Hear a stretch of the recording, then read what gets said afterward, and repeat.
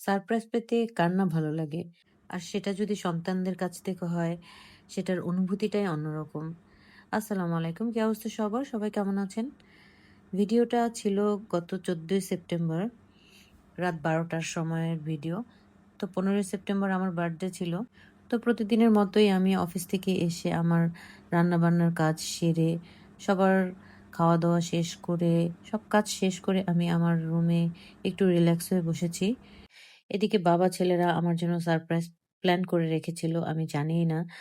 Cake এনে লুকিয়ে রেখেছে কোথায় সেটাও বলতে পারব না। গিফট নিয়ে এসেছিল সেটাও আমি জানি না।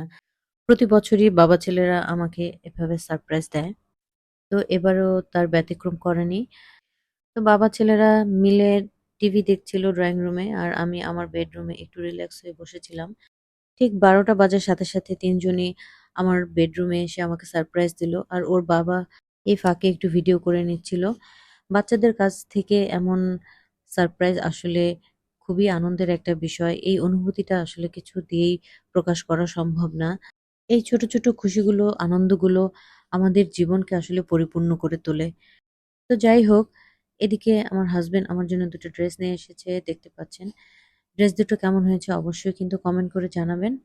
এরপরে আমরা ড্রয়িং রুমে বসে কেকটা নিয়ে একটু কেটে খেলাম, একটু মজা করলাম, একটু ভিডিও করলাম। এই তো এই ছোটখাটো আনন্দের মাঝখানে প্রতি বছরই আমার বাচ্চারা আর ওদের বাবা আমার বার্থডেটা সেলিব্রেট করে। তা আমি ভীষণ খুশি হই। ছোট, ছোট এই খুশিগুলোর মধ্যেই আমি আমার জীবনে সবসময় আনন্দ খুঁজে নেওয়ার চেষ্টা করি। খুব বেশি উচ্চাকাঙ্ক্ষাও আমার নেই। ছোটখাটো এই পাওয়া, ছোটখাটো এই আনন্দ এগুলোই আমার কাছে সবচেয়ে বেশি ইম্পোর্টেন্ট। তো এই ছিল আমার আজকের ভিডিও। কেমন লাগলো অবশ্যই কমেন্ট করে জানাবেন। আর আমার ভিডিওগুলো ভালো লেগে থাকলে শেয়ার করতে ভুলবেন না একদমই। ভালো থাকবেন। আল্লাহ হাফেজ।